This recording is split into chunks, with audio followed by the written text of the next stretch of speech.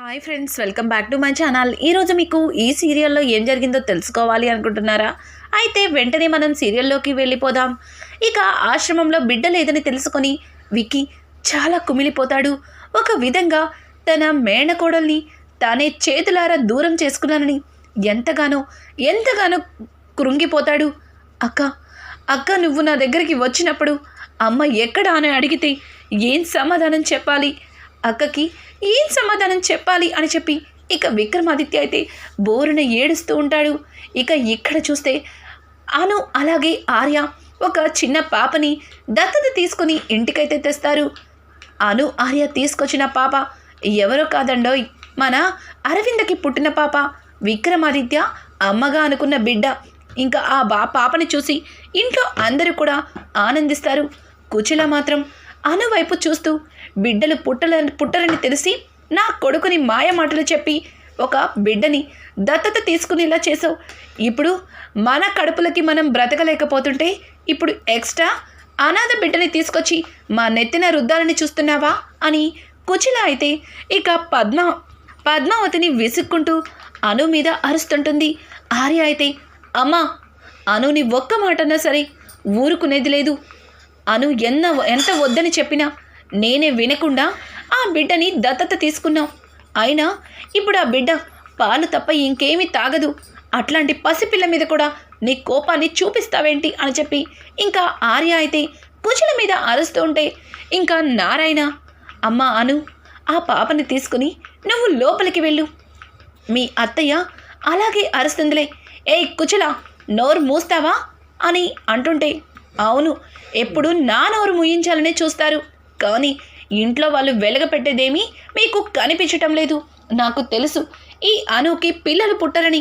కేవలం ఈ అక్క చెల్లెలిద్దరూ మన ఆస్తిని చూసి పెళ్లి చేసుకున్నారు అని అంటుంటే ఆ మాట విన్నా నారాయణ ఓ మన ఆస్తిని చూసి పెళ్లి చేసుకున్నారా? మరి ఇప్పుడు మనకి ఆస్తులు పాస్తులు లేవు కదా, కానీ మనమే కావాలని వాళ్ళిద్దరూ మనతోనే ఉండిపోయారు. మరి దీని గురించి నువ్వేం మాట్లాడతావు అని చెప్పడంతో నీకు నా నోరు ఎలా మూయించాలో బాగా తెలుసు చెప్తా. ఒక అనాథాశ్రమం నుంచి పిల్లని తీసుకొచ్చి నాకు మనవరాలని చేయాలని చూస్తున్నారు. నేనెందుకు తనని మనవరాలిగా ఒప్పుకుంటాను అని చెప్పి కుచిల చాలా చిరాగ్గా లోపలికైతే వెళ్ళిపోతుంది. పద్మావతి అయితే అను దగ్గరికి వెళ్ళి తన చేతిలో ఉన్న పాపని చూసి చాలా సంతోషిస్తుంది. తన 2 చేతులతో ఆ పాపని ఎత్తుకొని అక్క ఈ పాపని చూస్తుంటే నాకు మనకి దగ్గరలా అనిపిస్తుంది అక్క, ఈ పాప మనకి కావలసిన పాపలా అనిపిస్తుంది అని చెప్పి ఇంకా పద్మావతి అయితే ఆ పాప వైపు అలానే చూస్తూ ఊయలలో వేస్తుంది. అలా వేస్తుండగా పాప పద్మావతి వేలు గట్టిగా పట్టుకొని అస్సలు వదిలిపెట్టదు.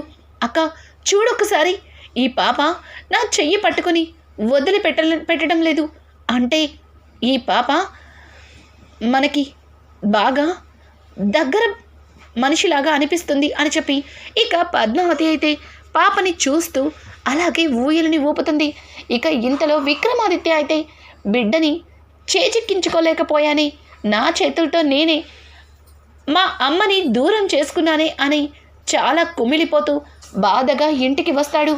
ఇక ఇంటికి వచ్చిన విక్కీని చూసి నారాయణ, విక్కీ నీకు జాబ్ కన్ఫర్మ్ అయిందన్నావు, ఏంట్రా ఇంత డల్గా ఉన్నావు, ఏమైంది అసలు, అంతా ఓకేనా అని అంటుంటే బాబాయ్ నాకు కొంచెం చిరాగ్గా ఉంది, నేనిప్పుడు ఎవరితో మాట్లాడలేను, దయచేసి నన్ను ఒంటరిగా వదిలేయండి అని చెప్పి ఇక విక్కీ లోపలికి వెళ్ళబోతుంటే ఇంతలో పద్మావతి సారు నాకు జాబ్ వచ్చినది సారు, ఒక్కసారి ఆగండి సారు అని చెప్పి కావాలని విక్రమాదిత్యాన్ని చెయ్యి పట్టుకొని అక్కడే ఆపుతుంది. ఇక విక్కీ అయితే అప్పటికే చాలా బాధతో ఉన్న విక్రమాదిత్య అలాగే అను పద్మావతి వైపు చూస్తాడు.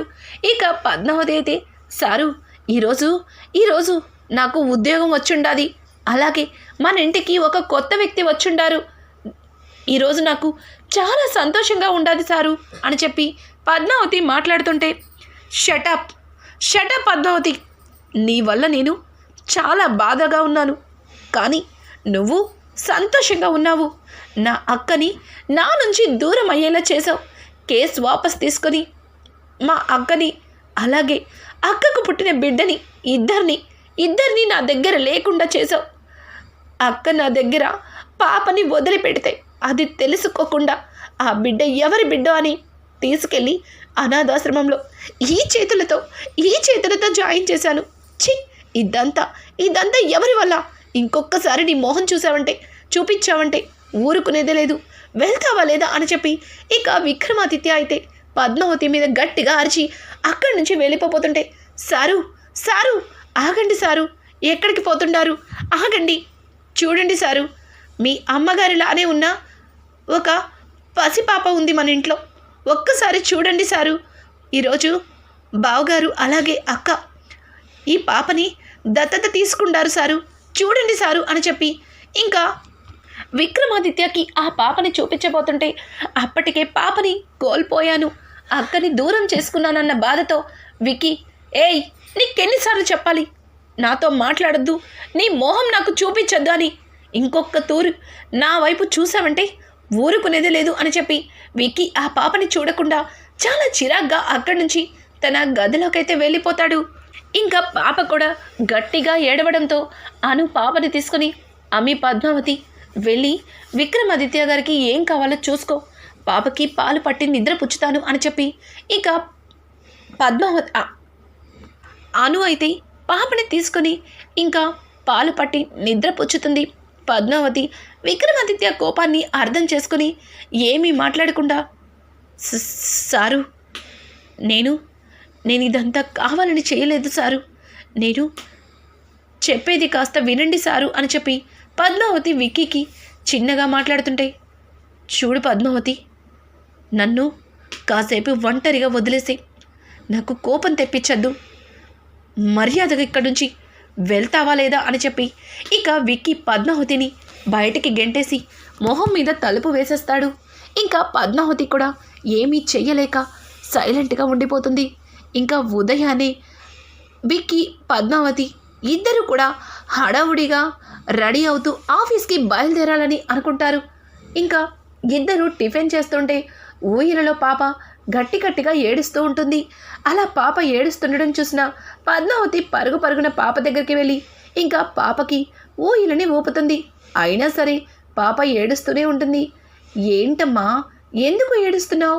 నీకు ఇదిగో ఈ పిన్ని ఉందిగా, ఈ పిన్నిని నీకు బోలెడని కథలు చెప్తుంది, దా నా దగ్గరికి రా అని చెప్పి పద్మావతి ఆ పాపని ఎత్తుకొని అటు ఇటు తిప్పుతుంటుంది. చూడమ్మా, ఇక్కడ అందరూ నిన్ను చాలా బాగా చూసుకుంటారు. నీకొక విషయం చెప్పనా? మీ బాబాయ్ ఉన్నాడే, ముక్కు మీద కోపం. మీ బాబాయి ఒక్కసారి గట్టిగా కన్ను ఎర్రగించి చూశాడంటే భయం వేసేస్తుంది. మరి జాగ్రత్తగా ఉండాలి. ఇలా ఏడ్చావంటే మీ బాబాయ్కి కోపం వస్తుంది అని చెప్పి ఇక ఆ పాపతో బోలెడన్ని కబుర్లు చెబుతుంది పద్మావతి. అయితే ఆ మాటలన్నీ విన్నా విక్కీ చాలా చిరాగ్గా అప్పటికే పాపని కోల్పోయానన్న బాధతో అక్కడి నుంచి వెళ్ళిపోతాడు. మీ బాబాయ్ ఆఫీస్కి వెళ్ళిపోయాడు, నేను కూడా ఆఫీస్కి వెళ్ళాలి. మళ్ళీ తిరిగి వచ్చే వరకు మీ మమ్మీని అస్సలు ఇబ్బంది పెట్టకూడదు, సరేనా చిన్ని తల్లి అని చెప్పి ఇక ఆ పాపని ఊయలలో వేసి నిద్రపుచ్చి పద్మావతి కూడా ఆఫీస్కి అయితే వెళ్తుంది. అక్కడ ఆఫీస్లో యశోధర్కి ఒక కొత్త కాంట్రాక్ట్ అయితే వస్తుంది. ఆ కాంట్రాక్ట్ని దగ్గరుండి పద్మావతిని చూసుకోవాలి అన్నట్టుగా పద్మావతిని తన క్యాబిన్లోకి పిలుస్తాడు. పద్మావతి, ఏంటి సార్ ఇంత అర్జెంటుగా పిలిచుండారు అని అడగడంతో, చూడు పద్మావతి, మనకి ఒక కొత్త ప్రాజెక్ట్ వచ్చింది, అది దగ్గరుండి ఆ కన్స్ట్రక్షన్ మొత్తం నువ్వే చూసుకోవాలి. నీకు సహాయంగా ఒక వ్యక్తిని నీకు పర్సనల్ సెక్రటరీగా ఉంచుతాను. నువ్వు అతన్ని బాగా బండకేసి రుద్దినట్టు రుద్దాలి. నీకు ఎలా కావాలంటే అలా వాడుకోవాలి, సరేనా? అతన్ని ఇప్పుడే పిలుస్తాను అని చెప్పి ఇక మూర్తితో విక్రమాదిత్యాన్ని కూడా పిలిపిస్తాడు. విక్రమాదిత్య అక్కడికి వచ్చేసరికి ఇంకా పద్మావతి వెనక్కి తిరిగి చూడడంతో విక్కీ మోహం కనిపిస్తుంది. ఇద్దరు ఒక్కసారిగా నువ్వా అంటే నువ్వా అన్నట్టుగా ఒకరి మొహాలు ఒకరు చూసుకుంటూ, ఏయ్ నువ్వేంటి ఇక్కడికి వచ్చావు అని విక్కీ పద్మావతి మీద అరుస్తుంటే, పద్మావతి, చూడండి నేను ఇక్కడ బాస్కి పర్సనల్ సెక్రటరీని అని చెప్పి ఇక పద్మావతి చెప్తుంది. ఇక అక్కడ ఉన్న యశోధర్ అయితే, ఏంటి మీ ఇద్దరికి ఇంతకు ముందే పరిచయం ఉందా? కొంపతీసి మీ ఇద్దరు భార్యాభర్తలా ఏంటి అని చెప్పి పక్క నుంచి మూర్తి అంటుంటే ఇద్దరు ఒక్కసారిగా ఉలికిపడి, ఏయ్ ఏం మాట్లాడుతున్నావు? మేమిద్దరం భార్యాభర్తలమేంటి? అసలు ఆ అమ్మాయి మోహం చూస్తే ఎవరన్నా ఆ అమ్మాయిని పెళ్లి చేసుకోవాలనుకుంటారా? నేను చావరన్నా చేస్తాను కానీ ఇట్లాంటి ఆడదాన్ని అస్సలు పెళ్లి చేసుకోను. దీనికి ఒళ్ళంతా పొగరే అని చెప్పి విక్కీ అయితే పద్మావతిని కావాలని వాళ్ళందరి ముందు తిడుతుంటాడు.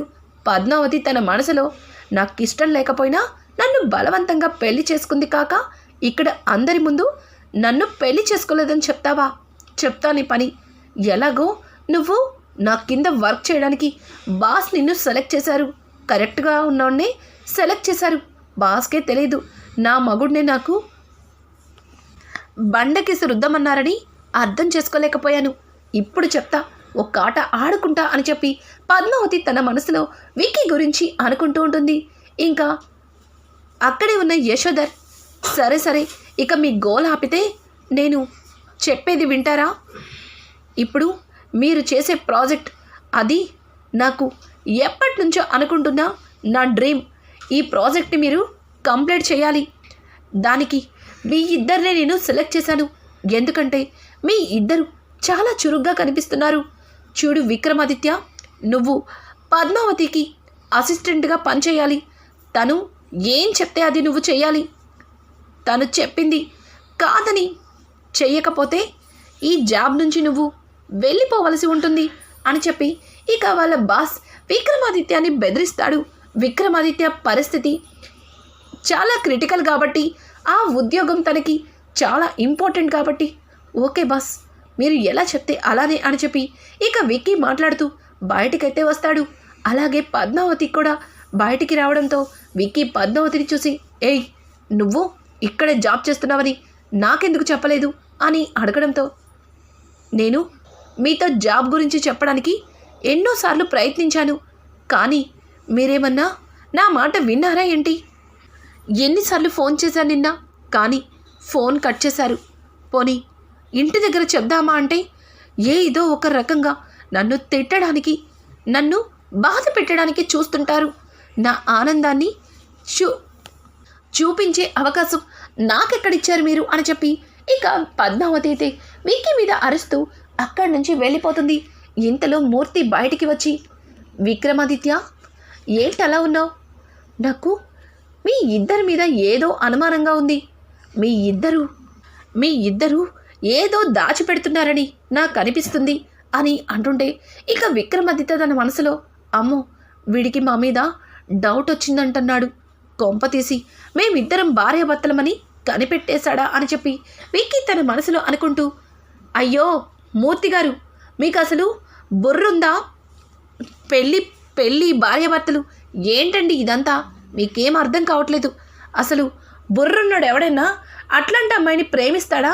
పెళ్లి చేసుకుంటాడా? అసలు మీరు ఏం ఆలోచిస్తున్నారండి? ఈ విక్రమాదిత్య బ్రహ్మచారి అని అనుకుంటూ అక్కడి నుంచి వెళ్ళిపోతాడు. మూర్తి మాత్రం వాళ్ళని అనుమానంగా చూస్తూనే ఉంటాడు. ఇక ఇంతలో యశోధర మూర్తి దగ్గరికి వచ్చి, ఏంటి మూర్తి ఏం ఆలోచిస్తున్నావు? చూసావుగా పద్మావతిని నా డ్రీమ్ ప్రాజెక్ట్కి తననే అపాయింట్ చేశా, కానీ తన కింద వర్క్ చేయడానికి ఆ పొగరుపోతు గిత్త విక్రమాదిత్యాన్ని పెట్టా అని అంటుంటే, ఏమో వాళ్ళిద్దరిని మీరే భార్యాభర్తని చేస్తారేమో అని అనుమానంగా ఉంది అని చెప్పి మూర్తి మాట్లాడుతుంటే, మూర్తి గారు ఏం మాట్లాడుతున్నారు? పద్మావతి నాది, నాకు మాత్రమే సొంతం. పద్మావతిని త్వరలోనే నేను పెళ్లి చేసుకుంటాను అని చెప్పి తన మనసులో ఉన్న మాటని మూర్తి దగ్గర బయట పెడతాడు. చాలా బాగుంది. ఒక రాధకి ఇద్దరు కృష్ణులు అన్నట్టుగా ఆల్రెడీ ఆ విక్రమాదిత్య గాడు ఆ పద్మావతి వెంట పడుతున్నాడు. ఇప్పుడు అదే పద్మావతి వెంట నువ్వు కూడా పడు, ఇద్దరు కలిసి కొట్టుకు చావండి అన్నట్టుగా ఇక మూర్తి తన మనసులో అనుకుంటాడు. ఇదంతా ఇలా ఉండగా ఇక అరవిందని చూపిస్తారు. అరవిందని చూసిన మురళి అయితే, ఏయ్ అరవిందా, ఎవరికి ఫోన్ చేసావు? నాకు తెలుసు నువ్వు విక్రమాదిత్యకే కదా ఫోన్ చేసావు. ఫోన్ ఇలా ఇవ్వు అని చెప్పి ఇక అరవింద దగ్గర నుంచి ఫోన్ తీసుకుంటుంటే, అరవింద నువ్వేం కంగారు పడనక్కర్లేదు, మనం ఎక్కడ ఉన్నామో విక్కీకి తెలీదు, నువ్వు టెన్షన్ పడేంత లేదులే, నువ్వు నన్నేమీ చేయనంత వరకు నిన్ను మా తమ్ముడు ఏమీ చేయడు అని చెప్పి ఇక అరవింద మాట్లాడుతుంటే, అరవింద మాటలకి మురళి అయితే, అవును, నిన్ను ఏమీ చెయ్యనంత వరకు నన్నేమీ చెయ్యడనే కదా నీ పొగరు. ఆ బిడ్డ దొరికిన మరుక్షణం నువ్వు ఆస్తి పత్రాల మీద సంతకాలు పెట్టకపోయినా, నిన్ను చంపైనా నీ వేలి ముద్రలు తీసుకుని ఈ ఆస్తిని నా సొంతం చేసుకుంటాను అని చెప్పి ఇక మురళి మాట్లాడుతుంటే, నువ్వు ఇంకొక జన్మెత్తాలేమో కానీ ఈ ఆస్తి నీ సొంతం కాదు, అలాగే నా బిడ్డ నీకు దక్కదు అని చెప్పి ఇక అరవింద లోపలికి వెళ్ళిపోతుంది. ఇంకా ఇంట్లో విక్కీ వాళ్ళ నానమ్మ అయితే ఆ పాప దగ్గరికి వెళ్తుంది. ఆ పాపని చూస్తుంటే అచ్చం అరవింద మొహాన్ని గుర్తొస్తూ ఉంటుంది. ఇక విక్కీ నానమ్మ బాధపడుతూ ఒక దగ్గర కూర్చోవడంతో ఇంతలో ఆర్య వచ్చి, నానమ్మ ఏమైంది, అంత డల్గా కనిపిస్తున్నారు అని అంటుంటే, రే ఆర్య, ఆ పాపని చూస్తున్నప్పుడల్లా నాకు అరవిందనే గుర్తొస్తుందిరా, అరవింద బిడ్డ కూడా అచ్చం ఈ పాపలాగే ఉంటుందేమో అని నాకు అనిపిస్తుంది అని అంటుంటే, ఇంతలో నారాయణ వచ్చి, అమ్మా ఆ బిడ్డ మన అరవింద బిడ్డనే అనుకోవచ్చు కదా, ఎందుకు అలా బాధపడుతున్నావు, ముందు పాపని చూడు, భలే నవ్వుతుంది, అచ్చం మన అరవిందలాగే అని చెప్పి ఇక నారాయణ అయితే పాపని చూపిస్తూ ఇక వాళ్ళ అమ్మని తన అమ్మ చేతిలో పెడతాడు. ఇక ఆ పాపని ఎత్తుకున్న విక్రమాదిత్య నానమ్మ తెగ సంబరపడిపోతుంది. ఇదంతా ఇలా ఉండగా దివ్య అయితే తన మనసులో, ఏంటి ఓవర్ యాక్షన్, వీళ్ళు బ్రతకడానికి వీళ్ళకి దిక్కు లేదు, ఒక పూట తింటే రెండో పూట గంజి తాగుతున్నారు, కానీ ఆశ్రమం నుంచి ఒక బిడ్డని తీసుకొచ్చి దాన్ని మహారాణిని చేసేస్తారని వీళ్ళ మాటలు వీళ్ళు చూస్తుంటే నాకు చాలా చిరాగ్గా అనిపిస్తుంది అని చెప్పి ఇక దివ్య తన మనసులో అనుకుంటుంటుంది. ఇంతలో మురళి నుంచి దివ్యకి ఫోన్ అయితే వస్తుంది.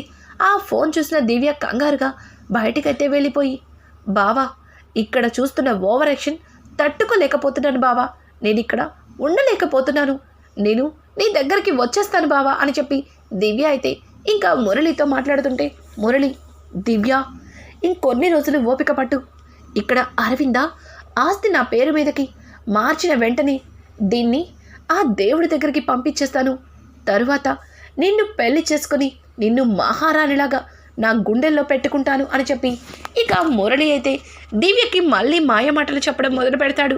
దివ్య అయితే, పో బావా, ఎప్పుడు ఇలాగే మాట్లాడుతున్నావు, ఇక్కడ ఈ పేదరికంలో వీళ్ళందరినీ చూస్తుంటే నాకు పిచ్చి పట్టేలా ఉంది, వీళ్ళకి తోడు మెడకి ఒక డోల్ అన్నట్టుగా ఒక ఆశ్రమం నుంచి పాపని తీసుకొచ్చారు అని చెప్పడంతో మురళి ఒక్కసారిగా, ఏంటి పాపని తీసుకొచ్చారా అని ఆశ్చర్యంగా అడుగుతాడు.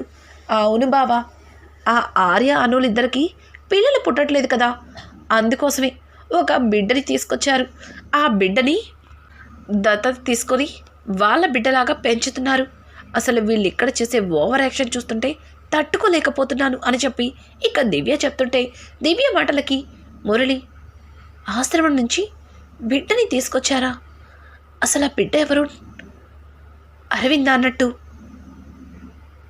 తన బిడ్డని విక్రమాదిత్య దగ్గర దింపిన బిడ్డ రెండు ఒక్కటేనా అని చెప్పి దివ్య, ఆ పాప నిజంగానే వాళ్ళు ఆశ్రమం నుంచి తీసుకొచ్చారా అని అడగడంతో, అవును బావా, ఆ బిడ్డని అనాథాశ్రమం నుంచే తీసుకొచ్చారు, ఆ బిడ్డని చూసి వీళ్ళు చేస్తున్న ఓవర్ యాక్షన్ అసలు తట్టుకోలేకపోతున్నాను అని చెప్పి దివ్య ఇక మురళితో మాట్లాడుతుంటుంది. ఇంతలో దివ్యని కుశల పిలవడంతో, బావా నేను మళ్ళీ మాట్లాడతాను, పిన్ని పిలుస్తుంది అని చెప్పి ఫోన్ పెట్టేసి, చెప్పు పిన్ని అని చెప్పి కుశల దగ్గరికి వెళ్తుంది. ఇక కుశల అయితే దివ్య చెంప పగల కొడుతుంది. ఒక్కసారిగా దివ్యకి ఏమీ అర్థం కాదు, కుశల వైపు అలానే చూస్తుండిపోతుంది. ఏమైంది అన్నట్టుగా, అసలు నీకు బుద్ధుందా, నువ్వు నీచుడితో మాట్లాడుతున్నావా, ఈ విషయం విక్కీకి తెలిస్తే నిన్ను బ్రతకనిస్తాడనుకుంటున్నావా అని అంటుంటే ఇక దివ్య కొద్దిసేపు ఆలోచించి, అది పిన్ని, నేను బావతో కేవలం అక్క కోసమే మాట్లాడాను, అక్క ఎలా ఉందో తెలుసుకోవడానికి బావతో అలా మంచిగా మాట్లాడాల్సి వచ్చింది అని చెప్పి ఇక దివ్య మాట మారుస్తుంది.